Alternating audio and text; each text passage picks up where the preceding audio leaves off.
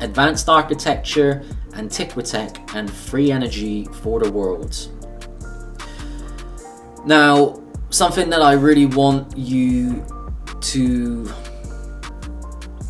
think about before moving into this next stage of the presentation is that I want you to receive this information not as we are programmed to receive information with the left hemisphere of the brain with logic and reason.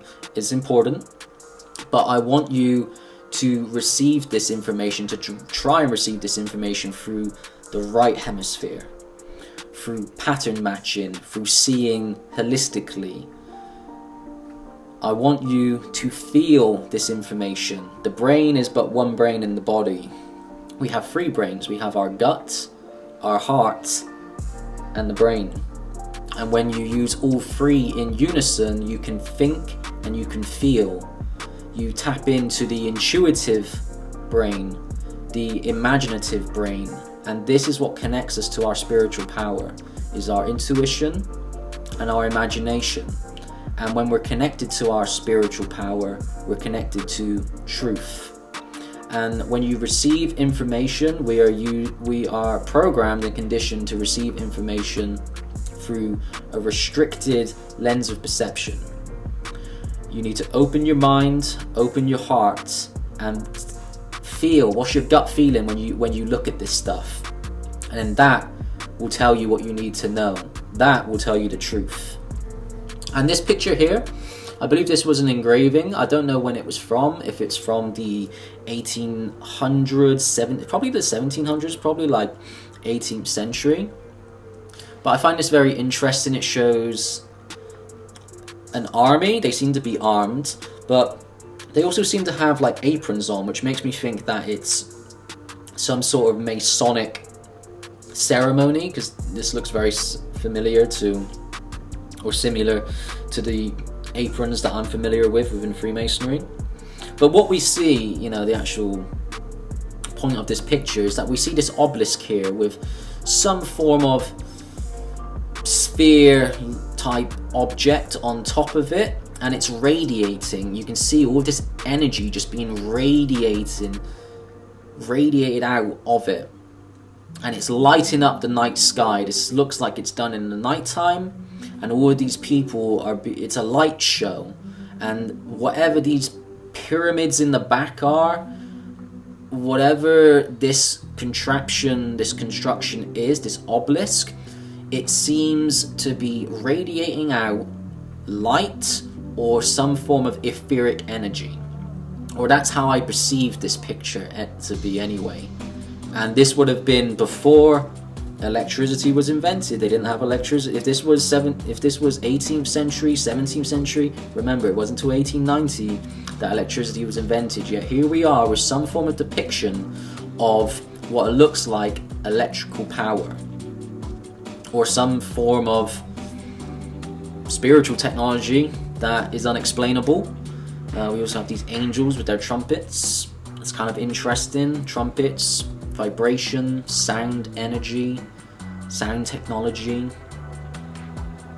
Okay, so I just wanted to show that because I thought that was a interesting picture. But now we're going to get into the thick of it of some Antiquitech and some examples of such. So you've made it through the bullshit radar calibration slides, which I understand might have been a little bit boring and may have felt insignificant, but everything that I've shown you, you need to have made a mental note about, and it will make everything make sense, and it will ground this presentation in some form of reality for you to question if this is real or not.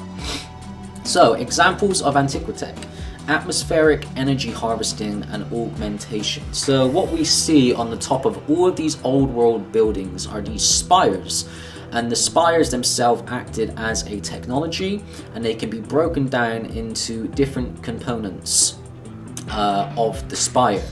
So at the top we always see some form of gold or copper tip, and this essentially acted like a lightning rod for attracting and conducting atmospheric energy downwards into the building system due to its high conductivity.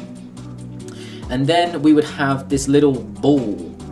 We'd have this little ball right here, which is theorized contained mercury. Mercury itself is an excellent thermal conductor, so it might have helped with regulating the temperature within the system. If the energy collected generates excess heat, mercury could help dissipate this, stabilizing the energy flow and preventing potential overheating or imbalances. Other roles include acting as a liquid resonator for vibrationally tuning the energy collected and initiating novel alchemical interactions with the energy. Refinement harmonization. So mercury or quicksilver plays a vital role within the alchemical process, something that will be explored later on in this presentation in part 3 and 4. And part 2 actually, and it's no coincidence that mercury, rivers of mercury were found under the temple of the feathered serpent in Teotihuacan, so that the pyramids just off Mexico City, the Teotihuacan site that we will be exploring in part 2 for a specific reason to be disclosed. They utilized mercury as well. Harmonizer, so we see this little contraption here. A harmonizer would stabilize chaotic energy from the atmosphere, aligning frequencies to create a smooth, usable energy flow, similar to a capacitor in modern circuits. And then we move down to a resonator. Using stone, metal, or unique geopolymer, the resonator amplifies balanced energy, enhancing the building's energetic field or preparing the energy for storage and transmission. Then we move down to the bell towers. The bell sound modulates and fine-tunes the energy into specific frequencies, acting as a frequency tuner for stable, harmonized energy ready for distribution. And then we move down into storage. The building's foundation or structure may act as a capacitor, storing the collected energy for later use, akin to the new supercapacitor technology that enables rapid energy charging and discharging. So, imagine that we have lightning, gets picked up by this copper rod here. It then spirals down into the mercury to regulate its thermal conduction. It is then harmonized,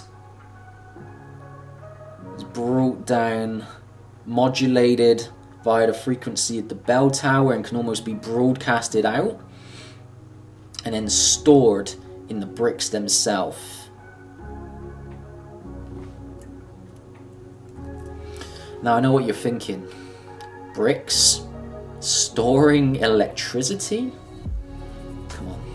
Come on. Well, this is something for you to think about. So, new innovations published in Nature Communications by a team at Washington University in St. Louis demonstrated the use of P-dot nanogeopolymer technology mixed with the iron oxide in red bricks, turned the bricks into supercapacitors capable of storing static electricity, which can charge and discharge faster than batteries.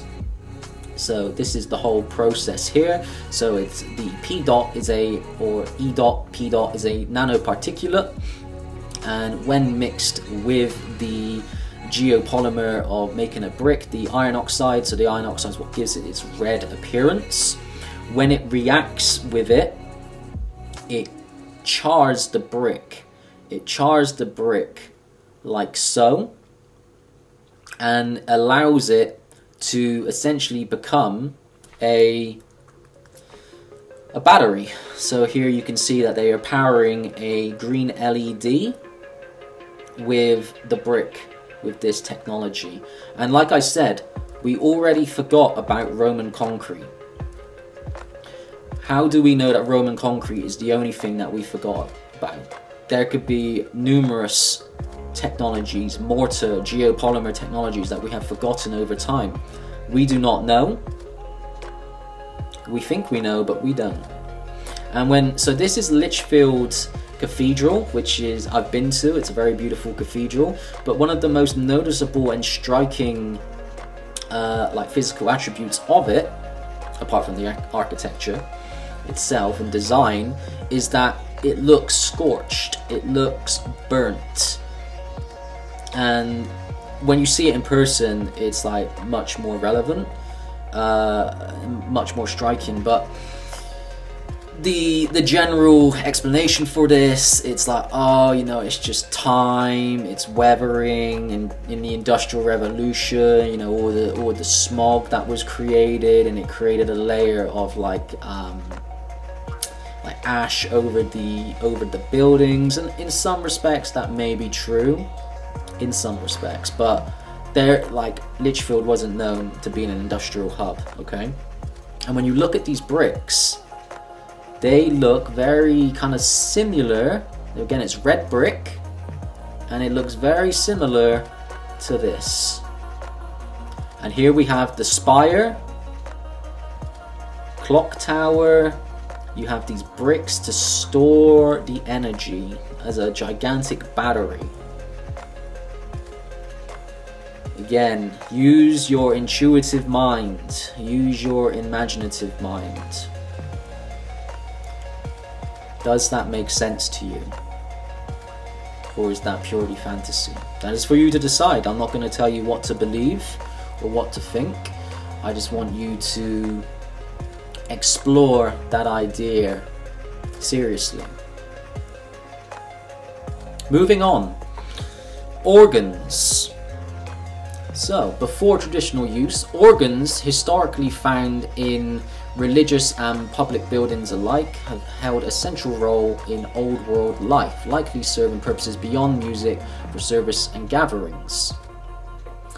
Resonance with sacred architecture. Cathedrals and other Old World structures were built with sacred geometry, proportional harmonics, and acoustics in mind. The architecture, such as the vaulted ceilings, domes, arches, and naves, were designed to amplify and focus sound, making the organ's powerful frequencies resonate deeply throughout the building. This is something that you can, I just want to show an example of here. So this is in Wales Cathedral, and this was taken on the 5th of October this year. This organ is a 19th century organ, but there are records of older organs being used in this cathedral dating all the way back to 1310. So I just want to play this a minute.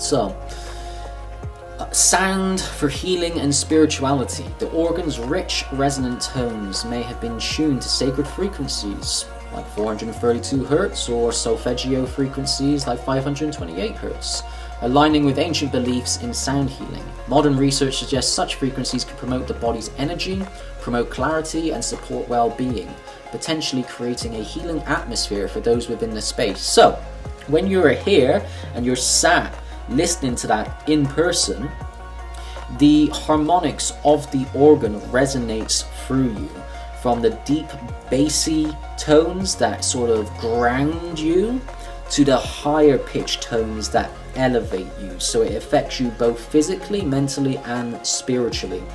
And they maybe called it organs for a reason, as it affects the organs, and as I will explain in depth in part 2, the organs being vital components within the bioelectric circuitry of the body.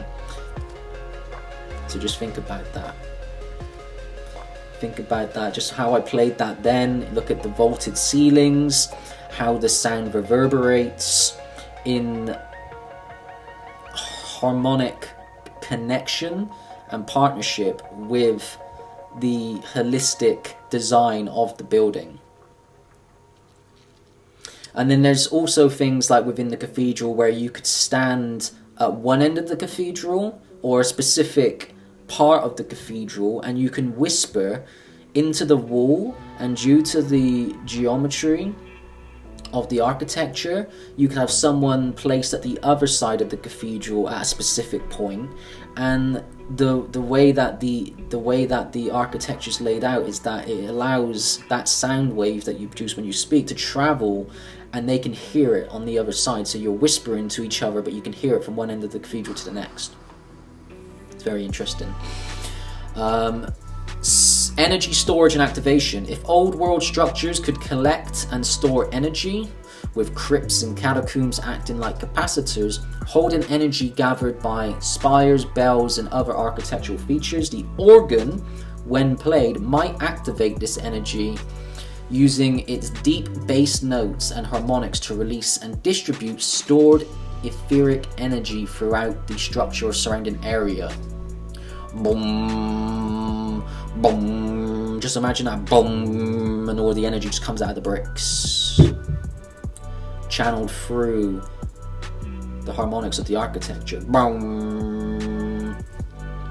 Ley lines and earth energy. Many cathedrals and old world structures were positioned along ley lines, believed to be channels of geomagnetic energy. Ley lines, telluric field, telluric lines, whatever you want to refer to them as.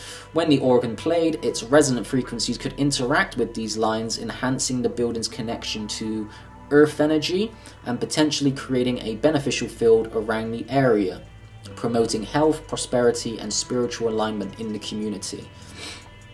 And like I stated, these organs are found all over the old world. So this one is in Passau Cathedral organ in Germany, largest cathedral organ in the world, dating back to the 17th century.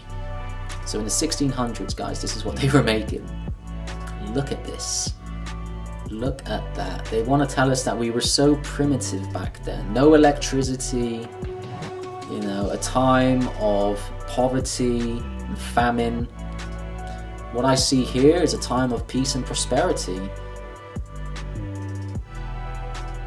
Look at the artistic inspiration, the grandeur of this. Largest cathedral organ in the world. And then we have this one here, which is in the Notre Dame Cathedral in Paris, and this is the most famous cathedral, the most famous cathedral organ in the world, dating back to the 14th century. And a nice stained glass window in the background. But again, like I said, it's not just cathedrals that you find these organs in. They're in town halls, in the old world town halls. They're in, you know, it's not just cathedrals. It might be a synagogue, mosque. They have these in religious temples, but they also have them in public buildings. They have them all over. And it just, if it was solely used just for playing, you know, for choir music, why have they got them in all these other buildings, and all these other buildings that have the same sort of architectural themes and designs as the cathedrals? So, something to think about.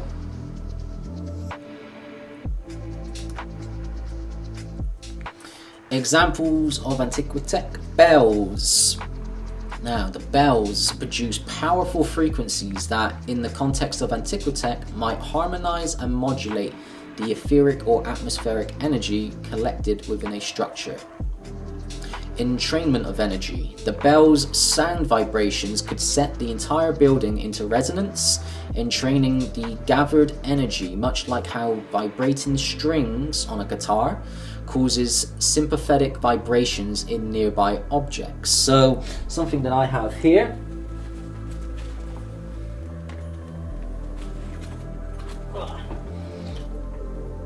So this is a quartz crystal tuning fork. This is tuned to 528 Hertz. This is an F note.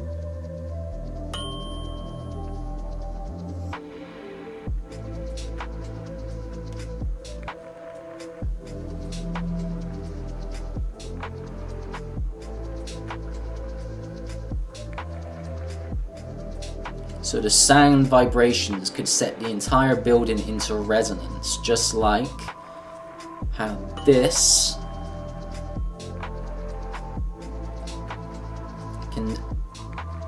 set the body into resonance. Sympathetic vibrations in nearby objects. Quartz crystal. Just wanted to show that.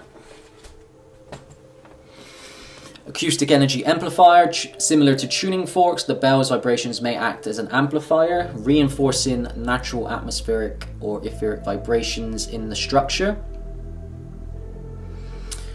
Frequency modulation and transmission. Bells could broadcast modulated frequencies outward, dispersing energy across the surrounding environment, creating a protective and harmonizing field around the building or city. The bell's sound waves could function as carrier waves, much like radio frequencies that can carry electromagnetic signals. So think about that the bells themselves could broadcast carrier waves outwards to the local populace, to the local environment. Historically, bells were used to clear the air or shift the atmosphere's vibration, potentially balancing or purifying energy in the environment, aiding in protection and healing. And certain bell frequencies may raise consciousness, facilitate healing, and harmonize the physical and spiritual realms, making them integral to spiritual practices and rituals. So we look a little bit more here. And this is the SAR bell. This is the largest bell in the world. It weighs over 200,000 kg at the height of 20 foot. And it was supposedly made in 1733. Was supposedly never used. Supposedly it was dropped. They were trying to raise it, and how you raise a 200,000 kilo object, how you even make it in the early 1700s with the technology that we're told that they had at that time at their disposal. Imagine being inside of that, just being stood in there, and this wasn't broken, and they bang it. Have you seen that scene on The Watchmen when Dr. Manhattan's inside that, or is it some sort of like nuclear power machine or like some sort of gamma radiation machine, and he stands in it, and he turns it on, it's like, and he just like evaporates.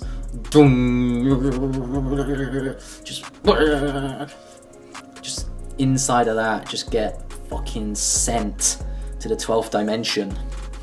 The 12th dimension of the SAR bell. And it's no coincidence, with this SAR bell, and it's actually quite good to see one at this size.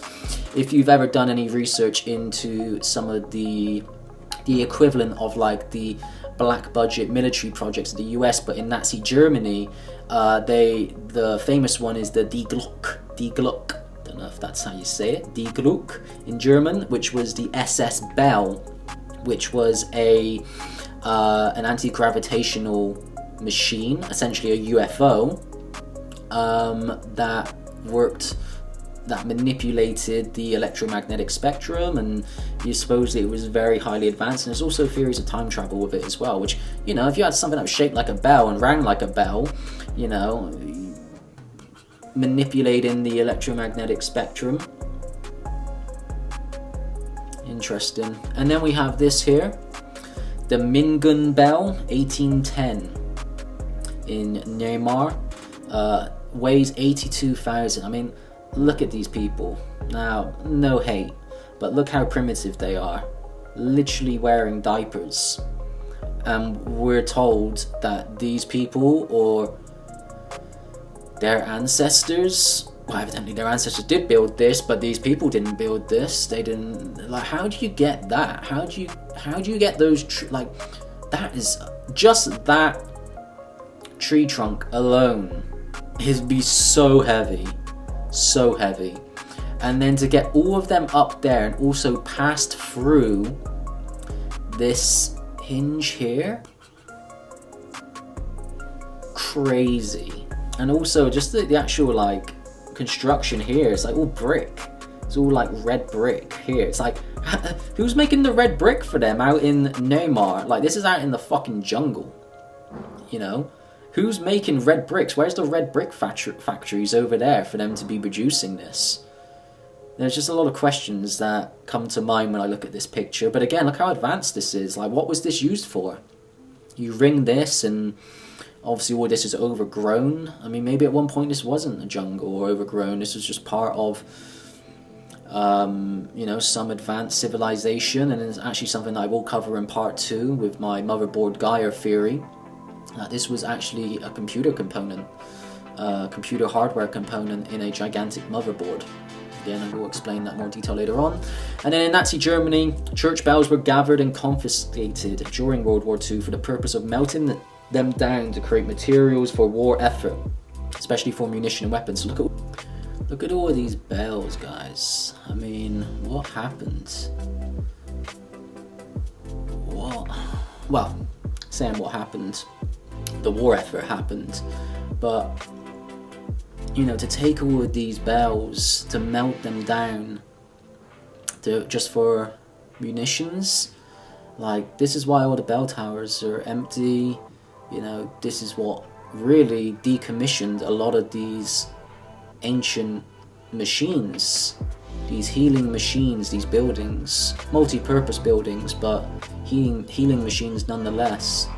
All of these bells and all of these wars that we have, subsequent wars, World War I, World War II, each war slowly destroys and erodes and erases the history of the old world, be that through the architecture, through its technology, through the people that die, the bloodlines of the old world. It's a lot of bells. Look at this one, big boy here. Yeah. Fascinating. Stained glass windows. So beyond religious symbolism, stained glass windows, commonly linked to religious buildings, are also found in non-religious structures, suggesting a broader purpose beyond biblical storytelling. Light as electromagnetic energy. Stained glass windows filter sunlight, potentially altering the frequency and vibration of light entering a space, which could impact the energetic environment. So an example of this technology being used today, this is a product of mine called the Prana bottle. So it looks black, but it's actually a violet glass bottle, and the way that it works is that you fill this bottle up with water or whatever liquid that you want, and you put it out in the sun, and then as the sunlight hits the bottle itself, due to its unique patented mineral composition that creates the violet look to it, it filters the light in that it absorbs infrared, violet and UVA spectrum of sunlight, and then it refracts blue, green and other vibrations of the light spectrum. So when you have a plant that grows in sunlight, all the complete spectrum of sunlight, you know, aids it in its growth. But then over time, overexposure to certain frequencies of that light spectrum, then, you know, it goes in through the cycle, then causes molecular decay, and then the plant begins to rot and die. Whereas some of those vibrations of the light spectrum, when isolated and concentrated through a technology, can be very healing and energizing, and can reinvigorate and restructure water that's inside of this. And also my products are also encased in it, so you can put them out in the sun and it will charge the product up. And to build off that, you know, we are water, we're 70% water, the body is 70% water.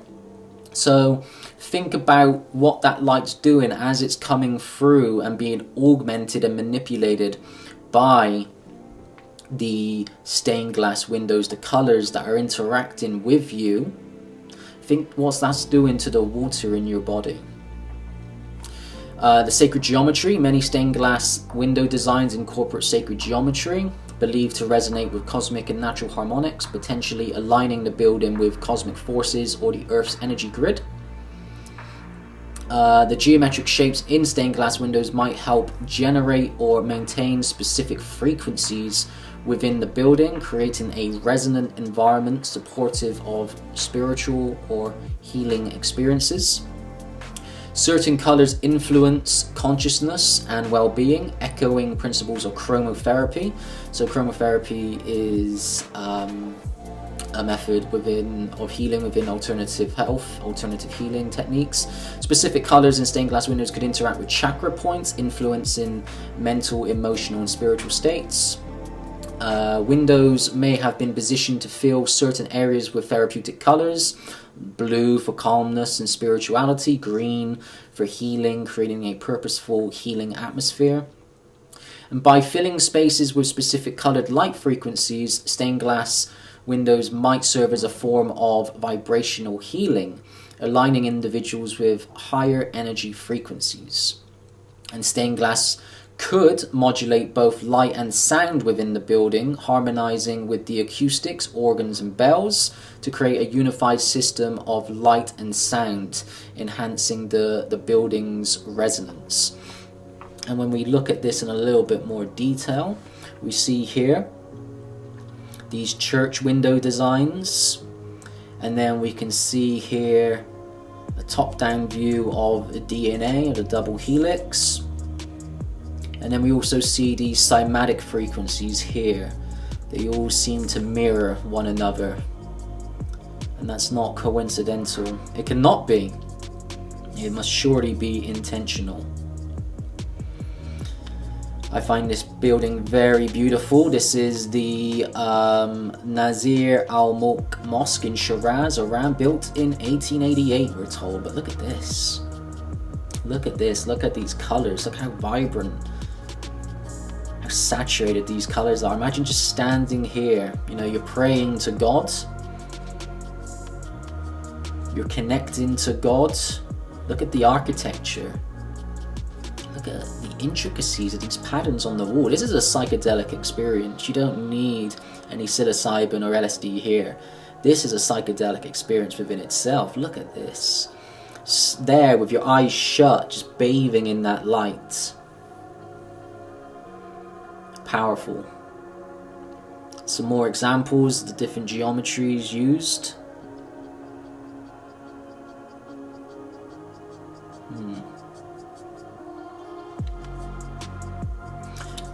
This is an example of stained glass window being in a non-religious building. So this is Memorial Hall in Harvard University, built in 1870. It's famous rose stained glass window here. I think that's very interesting. Again, you know, this looks like an inside of a church, of a cathedral. Or does an inside of a church and cathedral look like this? What was the inspiration, and why is this a building within a university? Something to think about.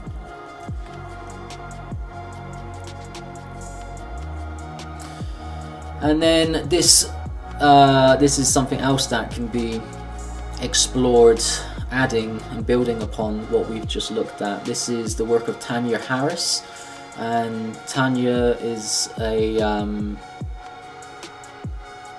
private investigator, independent researcher, who went and conducted her own study in the Hawksmoor churches. Hawksmoor churches are buildings that were built by Nicholas Hawksmoor, who was a famous 17th, 18th century architect. He is in the same sort of league and time as Sir Christopher Wren. They both worked on St. Paul's Cathedral in London together, supposedly. But these are his buildings, and they're known as Hawksmoor churches. And what Tanya did is that she went in. You can see her here with some audio recording equipment. And what she did is just recorded the ambient sound of the church itself. So there was no organ playing, there was no one else in the cathedral other than her, or church other than her, and she just recorded the ambient sound of just the atmospheric sound of the cathedral. And then what she did, using some sound engineering programs, she She isolated the sound and then amplified it, and then she played the sound back through a speaker and put water on top of the speaker, and these are the patterns that emerged from the ambient sound that she then put into clay here. So this church here, this was the sound of the ambient sound of the church, the same here. So each of these churches have its own unique ambient sound, just due to the architecture, just due to the resonance of the building. And if this is what that ambient sound is doing to the water here, imagine what it's doing to the water in your body as you interact with it, as you walk through the church, as you walk through the temple. The ambient sound, the ambient radiation is affecting you on all different levels. You know, it's affecting you biologically, physiologically, mentally, spiritually, emotionally. This is a holistic interaction that's taking place between the building and you. But I thought that was very interesting work. You can explore that more in your own time if you want to. Tanya Harris, Hawksmoor Cymatics.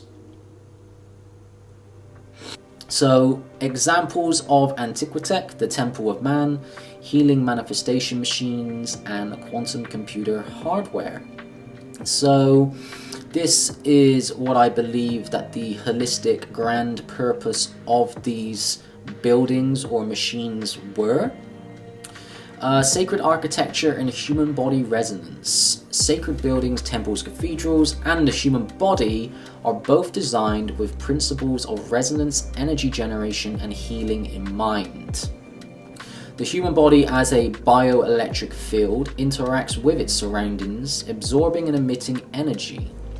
Temples aligned with ley lines or cosmic points may amplify local electromagnetic fields, impacting human consciousness and energy. Just as the body has chakras and energy channels, temples use sacred geometry to amplify and direct subtle energies, enhancing the flow and alignment of energy. Temple structure as human anatomy. So sacred buildings often mirror the human body's anatomy, with areas like the altar representing the head or crown, symbolic of higher consciousness, and the nave representing the spine, akin to the body's central energy system. So think of the kundalini, the spine. Geometry is functional technology. The use of sacred geometry such as Fibonacci sequences and golden ratios served more than aesthetic purposes. It was used to stabilize, amplify, and control energy fields, tuning the structure to universal harmonics. Temples as macro versions of the self. The relationship between the temple and man is one of energetic resonance and mirroring. These structures function as larger versions of the human energy system, designed to facilitate subtle energy processes and serve as spaces for alignment and transformation. In this sense, entering a temple could be like activating a macro version of the self. Purpose beyond worship. These buildings were extended beyond religious practice, operating as spiritual technology for energy manipulation, healing, and consciousness enhancement. And temples may have been part of a larger planetary energy network, aligned with cosmic forces for benefit of both human consciousness and the surrounding environment. So I believe the human body is a reality creation machine. I believe through the consciousness of the individual and collective, that the body is used as a reality creation machine, and I will explain the process of reality creating in part 2 of the presentation. And that the mirroring of this sacred anatomy in the buildings themselves are like activating a greater macro version of the self, and by doing so it allows you, through your focused intention, your prayer as you connect the end terminals of your bioelectrical system, the central nervous system, to your pineal, to your head, to your focused intent. You can amplify that intent through the technology of the buildings, of the machines, so that you can then alter, and this is what I will discuss in part 2, the informational field. In part 2 I will explain the digital physics of the reality that we experience, that everything at its core is information. We are contained within an informational field, and these machines, just as the human body, and when we connect with the machine, allowed us and allows us now to alter the informational field in order to create a reality. And one of the things that I've listened to before from Martin Liedtke, and I do actually like this idea, is that these machines have been hijacked and repurposed, decorated with religious iconography, if that's a church with Christian iconography, a mosque with Islamic iconography, a synagogue with Judaic iconography. These monotheistic religions hijacked these machines, and what happens, it creates an energy Ponzi scheme, is what Martin says. And I really like that idea, and that you go in with the power of being a aspect of the creative oversoul, and you walk into these machines that have the power to influence and augment and manipulate the informational field. But instead of using that power to create your own reality, you pray to a god, you pray to a malevolent god, you pray to the demiurge, the god of these monotheistic Abrahamic religions, and it is ciphering that energy for itself, when you should be using it to connect to the true God, the creator God, the oversoul that lies outside of the informational field that we are contained in. But that will be explained more in part 2. I just think that this again is a very interesting subject to kind of touch base on. This is Wells Cathedral. Again, I live like a few minutes away from this door right here. A lot of symbolic or symbolism on show here. You see these 3 doors. This is something that Masonic researcher Richard Gassaro has explained as the triptych message, and it shows the balance or unification of the 2 opposites in order to experience the Godhead in the middle. So it might be male, female, positive, negative, these different opposites that when interact and are balanced, you walk the golden path in order to experience God through this middle door here. And then here we can see an example of the human body, you know, in comparison to a Gothic church and a Hindu temple. This is the work here of Schwaller de Lubix, who was an archaeologist and researcher in ancient Egypt. He was actually the mentor of John Anthony West, who's one of the most influential ancient Egyptian researchers ever. And Schwaller's book, The Temple of Man, is very, very insightful, but very hard to read and understand. And this here is the Temple of Amun, I believe. The Amun Temple Complex, which we will be exploring in part 2, because again, to build off what I was saying, is that I believe that all of these buildings, as being reality creation devices that interact with the informational field, I believe that they are also computer components of a gigantic motherboard of a gigantic quantum computer that the Earth was terraformed to interact with the informational field. Is that our ancient ancestors, they knew that we were in a false reality. That's why they call it the Maya, or the Hindus called it the Maya, the illusion. and they understood that this was an informational field, and they built temples and constructions in order to interact with this informational field through the science of vibration and resonance. And I believe that what happened is that these buildings, when they were online and activated and connected through the global grid, is that they created a resonance in the localized environment that basically upscaled reality as we perceive it through our central nervous system. Think of playing like a PlayStation 1 game with, you know, basic 2D or basic 3D blocky graphics on a standard definition television, and then upgrading that, upscaling that to like modern PlayStation 5 graphics, which are almost lifelike. Imagine the difference between the PlayStation 1 and PlayStation 5, and then imagine the difference in the perceptual reality that when all these machines are activated, the resonance that they create, they allow for the upscaling of perceivable reality to essentially render in the heavens, or render in higher dimensions onto this plane of existence that we exist and interact with.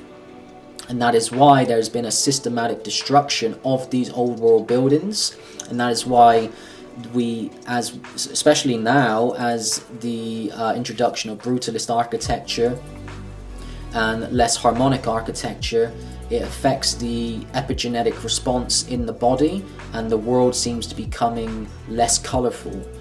The world seems to be becoming less alive. And that is because as all this architecture, or the remnants of this architecture, is destroyed, even though it's been decommissioned and it's not functioning the way that it used to, and the earth grid isn't active, our perception of reality is essentially dying, because these machines are being destroyed and being replaced with something less harmonic, and that creates the epigenetic response on a cellular level on how we perceive reality to be less epic, to be more dull and mediocre. So that's what I'm thinking with that, guys. I will explain more of the quantum computer aspect of all of this in the Earth grid in part 2. And then what I wanted to do with this now is just explore these images in a little bit more detail. I haven't, for a specific reason, on purpose, said where these pictures originate from, where they are, because I don't want to create any bias towards any religion, or I just want you to experience. You can connect with the energy. You know, light is an electromagnetic energy, as we've discussed. You can connect with the energy of this place by just interacting with these photos, just by looking at these photos. How do they make you feel? So I'm just going to be quiet for a bit. I'm just going to scroll through them, and I want you to interact. I want you to feel, like, how do you feel looking at this? Does it make you feel inspired? Does it elevate your soul and consciousness? Or does it not? Does it make you feel closed? Does it make you feel scared, fearful? What feelings does it invoke?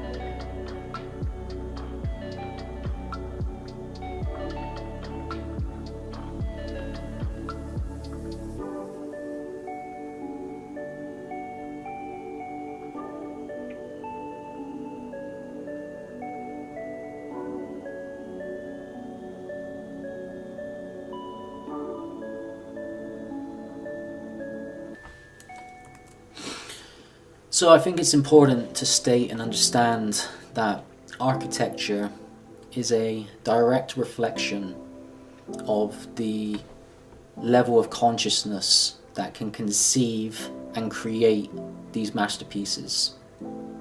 So when we're looking at these temples and buildings that were built in the, well, the last 1,000 years accordingly, or this here, the Hagia Sophia, thousands upon thousands of years, what are we told about the people of that time frame? What are we told about civilization as a whole, the technology that they had at their disposal? What lies or truths have we been conditioned and programmed to believe about these people? Were these people in a time of war, poverty, famine, or were they in a time of peace and prosperity? I mean, just looking at these buildings, this here, the bottom right, that's like a DMT trip, you like, look at that, look at the intricacies of that artwork with that beautiful mandala. Wow, crazy. And this is kind of ties into the work of Dr. Ibrahim Karim with biogeometry. I actually had the honor of interviewing Dr. Ibrahim on my podcast, the Red Pill Initiation Hour, a few years back, and we discussed his work with biogeometry, which is the qualitative or the analysis of the qualitative physics of the radiation that form, shapes, emit, and these buildings produce what he calls the BG3, which are a spectrum of radioactive radiation properties, which consist of what's called horizontal negative green and the higher harmonics of gold and ultraviolet. And these buildings, in the way that they're constructed, the shapes they use, the dimensions, it creates an uplifting atmosphere for spiritual evolution, but then it's also grounding in that it connects you to the earth, to the present moment. And it can be very healing, and they come and by utilizing these three harmonics within the biogeometry spectrum of analysis, they create a native electromagnetic protection from non-native electromagnetic fields. So in a sense, you do get some form of EMF protection when being in these buildings, from my understanding of Dr. Karim's work. And then what Dr. Karim does is he replicates these dimensions into shapes that he then helps with, like house planning, and he was, I believe it was in Switzerland that he was employed by the Swiss government, that a town was suffering from EMF poisoning, and he went and changed the layout of the town and a few of the buildings with the architecture in accordance to these biogeometry principles, and everyone's health skyrocketed, and it helped with natural EMF protection. I may have just butchered that explanation, but off the top of my head, it was a few years ago that I had this conversation with him. That's the closest that I can get to explaining his work. So yeah, if you want to check that out. Yeah, just these buildings. Just interacting with these photos. The architecture, the layout, the colors used. It's beautiful. And then history painted in a completely different light. So a lot of these buildings we can still see over in India with some of the old ancient Hindu temples, but specifically the European cathedrals, they all used to be painted. So here we have Wells Cathedral, and this was built in the 12th century, 13th century, and this is what it originally looked like. It was coloured, And when you look at it again, like I said, with the light and the color, it affects the electromagnetic spectrum. It affects how you interact with these buildings. And in the 1500s, during the Reformation period and the dissolution of the monasteries, Henry VIII and Cromwell put out an order to abolish all these monasteries, but also all of the cathedrals that were around that were coloured, that were too reminiscent of the ideals of Catholicism. They were all whitewashed. So all of the paint was white, the building was then whitewashed.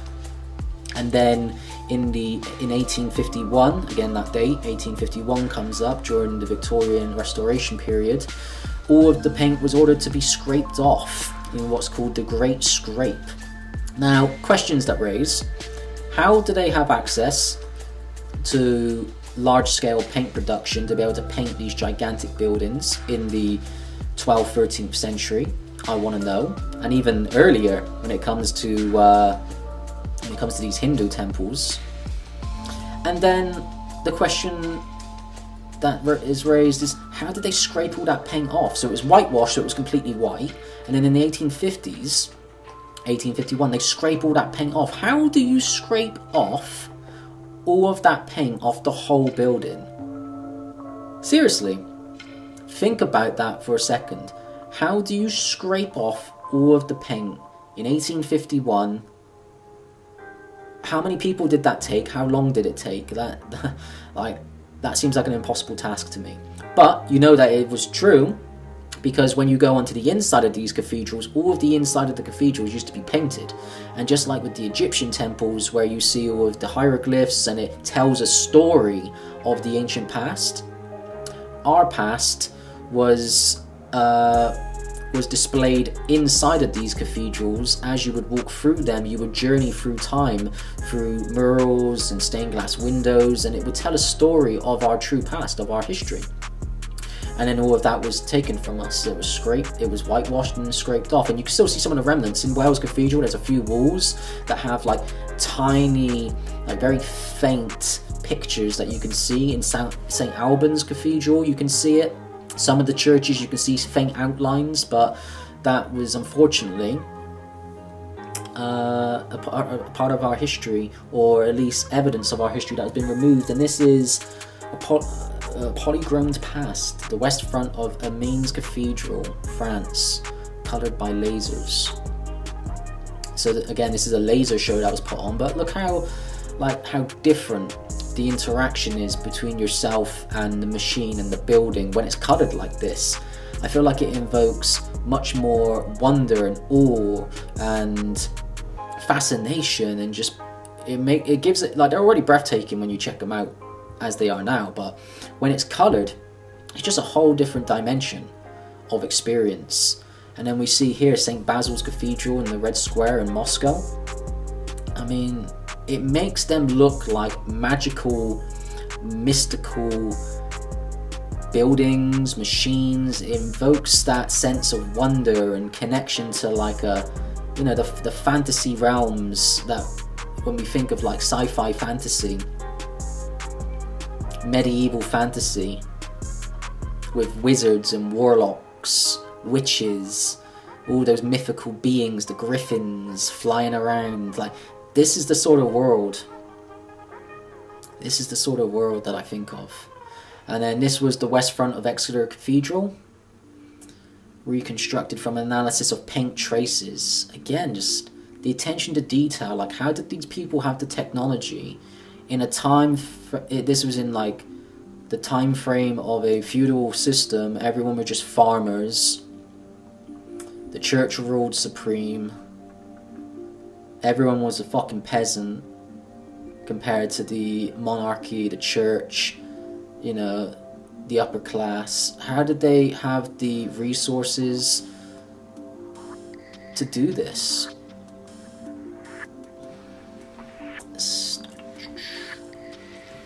So I think that these buildings have been here for a very long time. I think that, as I will explain later on and in part 2 in more detail about cyclical resets that affect this realm and affect civilizations throughout time, that these buildings were found that they were founded or found dead in mud, and they had to be unburied. They had to be unburied, unearthed, and a lot of the components were damaged, and they were repurposed. And some buildings were repurposed for religious purposes. Some buildings were repurposed for public civil use, governmental use. Some buildings were taken by the elite as their own households, and yeah. But I think looking at it when it's in colour, just like I said, paints history in a completely different light. And this is a clip from Van Helsing, and I think this is a good. This paints the picture, gives a good idea of how all this technology would work in unison.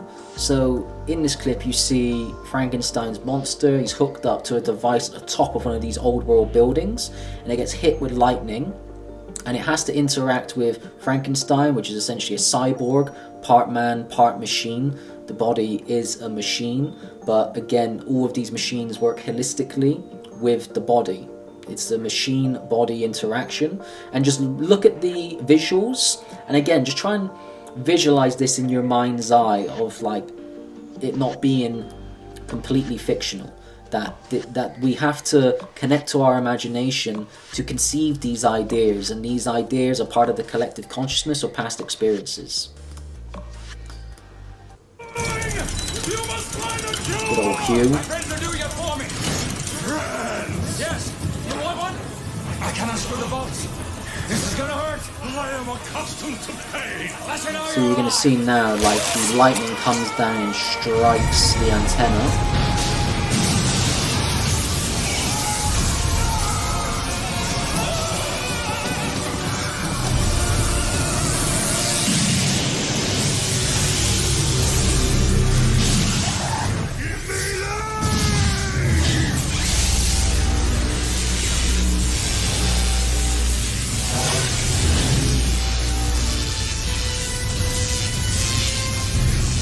You know, so it might be fictitious and fanciful to believe like such a reality did exist in the past, but I believe, you know, our imagination is connected through the collective consciousness of past experiences, and when we can tap into that, we begin to rediscover aspects of our history and ourself that's been hidden and suppressed. And I do believe that these machines operate in such a way. You look at how the generation of the energy was taken from the natural world, was harnessed and then channeled into giving life. I think that's a really good depiction of what it could have looked like. And of course, empty hall, but all the same architecture.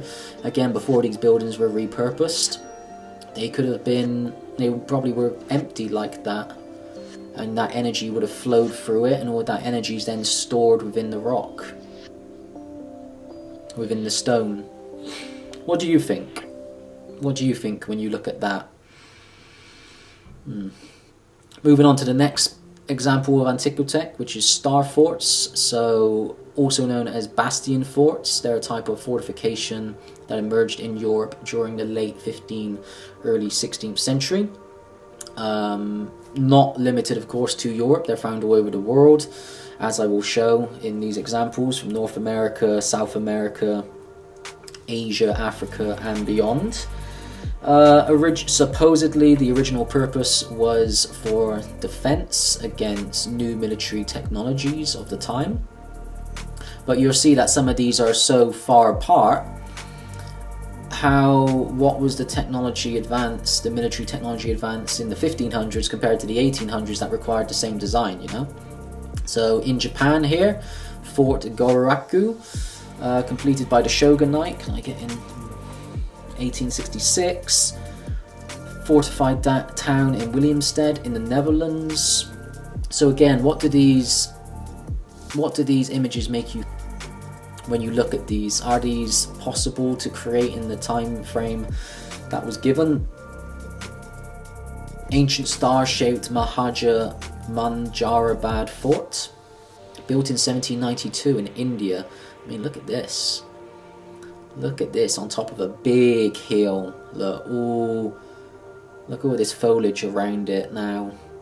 What must have this looked like when it was first created? I mean, what was going on in India in 1792 that needed a similar sort of design to a military fortification? Like, what's this? What practical use does this bit in the middle have for a military fortification compared to, you know, what was going on in Japan in the mid-1800s?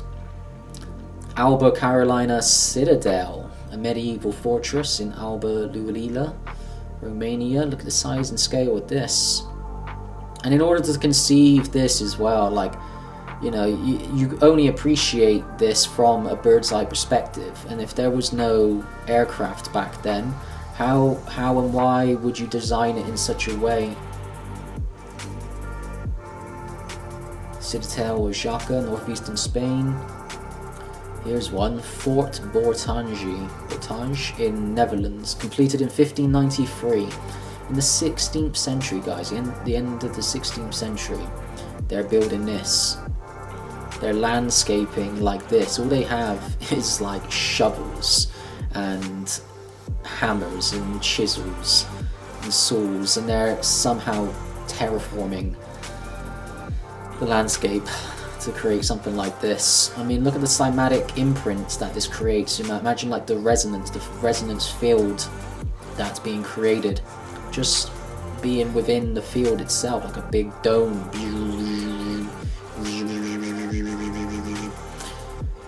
Built by the Venetian Republic in 1593. Look at the size of this. Like, what's the diameter of that, I wonder? Look how big that is. Fortified town, look at the size of this. Like, oh, so it's just a defensive moat. It's like, is it though? Really? Look, boom, cathedral, bang in the middle. Big energy harnessing device right in the middle of it. It's almost like a macro computer chip when you look at it like this, which, again, we will explore further. Nearly 1,000 years old. Alright, so you know, the military advances, the military technology advances were just as dangerous to the people 1,000 years ago as they were, you know, in the 1800s for the need to build this out. Medieval walled city of Medina, Malta. So I've been to this. I've been in here, and when you actually walk in these streets, they call it the Silent City. There's a very peaceful, tranquil energy that you feel when you're walking through here. Even though it's busy and it's full of tourists, it's still it's got a very peaceful aura to it. Probably due to the design that you're within the field. Again, big cathedral there. And it's out in the middle of nowhere in Malta as well. In fact, Malta itself is a gigantic starfort. The actual island itself is a starfort, and it has micro starforts built within it. 1650s, I mean, look at this one. Look at the intricacies of these buildings as well, like the geometry, the layout. Looks like a computer chip. Literally looks like a computer chip. Portugal. And here we go, Liberty Island. You don't think about this because you just think of the Statue of Liberty, but it's built on top of a starfort. And it's interesting that we see a lot of these from Holland, because New York City was originally New Amsterdam, or the New Netherlands, where the Dutch occupied that part of America for a period of time. You know, did they build this? Did they build this out? No, they just built the Statue of Liberty on top of this starfort. So something to think about. Some theories propose that the geometric shape of starforts, particularly the symmetry and alignment with geomagnetic fields, could suggest that they were used as energy collection or distribution centers. Some theorists speculate that the moats and water channels surrounding the starforts had a role in managing or even generating energy using water flow, potentially linked to hydroelectric principles or water-based energy systems that were used in earlier civilizations. So something to think about. And then we examine this in a little bit more detail with a specific focus on Fort Jefferson. So Fort Jefferson is located in the Dry Tortugas National Park in the Gulf of Mexico. So it's located 70 miles west of Key West and was part of a broader network of coastal fortifications built in the 19th century to protect key American ports and waterways. That's what we're told. It is the largest brick masonry structure in the Americas, covering 16 acres and with over 16 million bricks. So remember what I told you, how many bricks they were capable of producing at this time frame. And that was up in the northeast of America, not in the southeast and not on a little coastal man-made island by the looks of it. The natural cement for the mortar came from the mines near Rosendale, New York. Distance between Rosendale and Fort Jefferson is close to 1,300 miles. Construction of Fort Jefferson began in December 1846, so we're told. And by 1860 it was only half complete, and the construction was halted in 1870. I mean, it looks pretty built out and finished to me. Don't know what else they were planning on building in it. Workers supposedly consisted mostly of enslaved people hired from their owners in Key West and other parts of the state of Florida. So this is what they're telling you. They're telling you that the biggest masonry building in the US of a 16 million plus bricks was built by slaves. I mean, does this architecture look like it was built by slaves? Like the joinery, the skill of this, I mean, built by slaves, fuck's sake. Look at this. What is this doing out 70 miles of Key West? The mortar was from 1,300 miles away up in New York. How are they transporting all of those bricks and mortar to this place, Fort Jefferson? How are they transporting that mass amount of bricks? How are they building this out in the middle of the Gulf of Mexico? And what was the original purpose of this? For military purposes? Really? Really? I mean, come on. The biggest masonry building in America, 16 million bricks built by slaves. Yeah, of course. So, moving on, healing drinking fountains. So this is something that you see a lot of in the old world. These fountains were advanced technology that blended art, science, and spirituality to help both hydrate and uplift the local populace. Water is still to this day massively misunderstood, with modern science only now beginning to explore the multidimensional properties of one of life's most mysterious substances. So the spiritual symbolism shown that many cultures viewed water as sacred, using fountains adorned with symbols like lions, serpents, or mythological beings to infuse the water with protective and spiritual energy. Now, this might seem a little bit arcane to most, but the work of Dr. Masaru Emoto has shown that when he took water and put a label of I love you, or I hate you, or thank you, or love and gratitude, and you disgust me, and then froze the water and looked at it under a microscope, you could see the molecular structure of the water had changed significantly, and the message had imprinted and impacted the water to show that some of it was like hexagonal snowflake-like patterns, geometrically precise patterns, whereas the negative labels had created disharmonic formations. And it makes you think, you know, if you drink from a can of monster energy or liquid death or whatever that you're drinking from in today's modern world with, you know, modern beverages, you know, what is that encoding the water with? What is that imprinting the water with? What message is that uplifting? Or is it slowly killing you?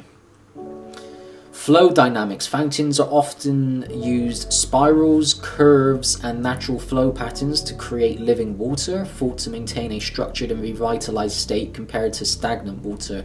So this is when you get into the work of Dr. Gerald Pollack.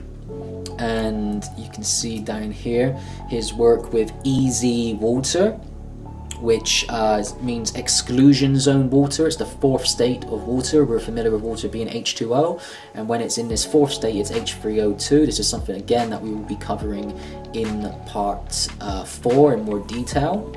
And it's called exclusion zone because it excludes impurities and contaminants from the water, and it creates a negative charge and a crystalline lattice structure, molecular structure in it. And this is also ties into the work of Victor Schulberger, in that when you vortex water, the spiral vortex of water, it turns it into this living water, this easy water.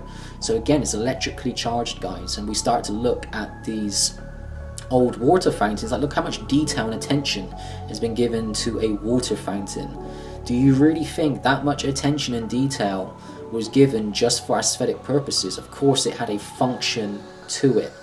Everything was done by design, attention to detail, and detail is where the spirit shows itself. That's why there's no detail left in this modern world. They've taken the detail, everything's mass produced, everything's surface level, but the depth of the detail is where the spirit's intelligence manifests. And you look at this is from Victoria Tower here in London. Imagine again, just look at this Antiquitech here on this building, you know, harnessing through this rod, the bells broadcast it out. This bit here picks up the charge and it spirals down the spire into the water itself. Holy water. Again, what are we using? Wrought iron here. Wrought iron, it's ferromagnetic, so it has the most magnetic potential, and you see a lot of wrought iron on all of these buildings, which I'll show you in further on in the presentation. That the wrought iron is what I believed you see it on gates, you see it on fences, you see it everywhere, because that was the conductor, and that's what picked up the electromagnetic energy that was broadcasted from these machines. But again, look at the tech on top. Look at the tech on top. It's all to do with being able to create living water. This is in Philadelphia, this one here. Poseidon face. What's Poseidon doing in Philadelphia in the 1800s? Get your own gods, guys. Why? What's with all the paganism? What's with all the pagan gods? Again, more designs from, you got Hermes up here with the caduceus. I mean, I didn't even know the caduceus is symbolic as well for the double helix. Francis Crick hadn't even discovered double helix by then. But yet they've got it on here, water affecting the DNA. The different faces, gargoyles or lions or different sort of alchemical symbolism. Again, this was one of the exhibitions, World Fair exhibitions. They've taken that from us now. Water is heavily privatized. It all used to be publicly available. Healing, holy water for all. Let's zoom out at this. So the antique fountains often incorporated metal like copper and bronze, which have natural antimicrobial properties to help purify the water as it flowed through these materials. Again, bronze, copper is something that's used in Ayurvedic medicine or Ayurvedic tools, and also copper is a conductive metal. So again, it's all about just conducting, harnessing the natural electromagnetic spectrum and energy. Fountains have been placed on ley lines to amplify natural earth energies, charging the water with beneficial properties or subtle energies and electromagnetic fields. Fountains were designed with shapes like circles, triangles and spirals, believed to resonate with specific frequencies that enhance the water's health-giving effects. So again, the spirals are some of the most important attributes in regards to the geometry, as spirals create toroidal fields. Water's conductive and memory-like qualities could allow it to retain energetic and environmental influences, supporting the idea of living water. So back to Victor Schulberger, who was a 19th century Austrian naturalist. His work with vortexing water, living water, spring water is living water, and that's the water that we don't get in today's water supply, be it bottled water or tap water. Apart from the heavy contamination of pollutants in tap water, it's dead water. and that is a vital component. It's the subtle energetic component that's missing. The loss of understanding of subtle energy is something that is detrimental to all life forms. And to progress this understanding of water, in the 1800s, hydropathy was a renowned form of medical care. I've actually been to here in Matlock, which is in the Peak District of England, Smedley's hydropathic establishment. It's now shut down, but this was originally one of the original hydropathic facilities. It's always at these spa towns, and there's a number of spa towns that utilize the natural healing powers of the local springs. They call them spas. So there's Matlock Spa, Cheltenham Spa, Bath, where the famous Roman baths are, is a spa town. Royal Lymington Spa. All of these spa towns at one point in time were used as healing centers. You can see building here, Old World Antiquitech building. So this is from one of the brochures of the day, which just showing the treatments available. So they had like Turkish baths in there, and you know they were using like cold water therapy way before it was popular and cool and hip to do. You know, they were using ice baths, they were using steam rooms and saunas. They were doing, you know, cold shock therapy. They were doing, you know, using saunas, heat shock proteins, something that Dr. Rhonda Patrick always talks about.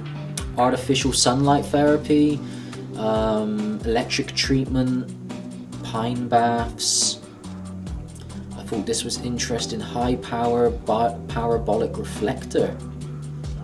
You know, they'd wrap people in cold towels and get the body to naturally respond to that, Wim Hof style. And then this, look at this, the ultraviolet ray. This was based off, you know, high frequency medicine, based off Tesla coil. The violet ray, kind of a new age idea, but still that is grounded in some science. This kind of builds up, well, this was the foundation that Royal Raymond Rife built his frequency devices off. You can still buy these things today. They're classed as like, you know, pseudo medicine, but it's all frequency, it all works. And they knew this back then.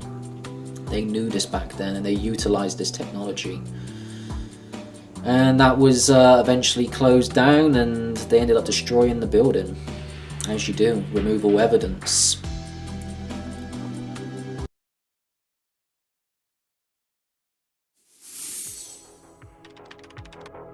If you enjoyed this presentation and feel inspired to support both yourself and this channel, then head over to primalalchemy.co.uk. Awaken your potential with the world's only visionary health brand. Discover our collection of tonic herbal elixirs, rare crystals, and holistic health technologies. All chosen and created with intention, so you can focus on the energy you bring into your life.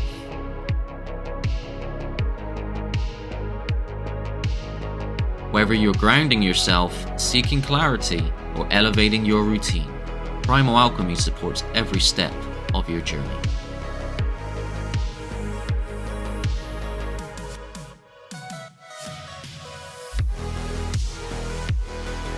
Use code REBUS10 for 10% off all superfood elixirs at primalalchemy.co.uk.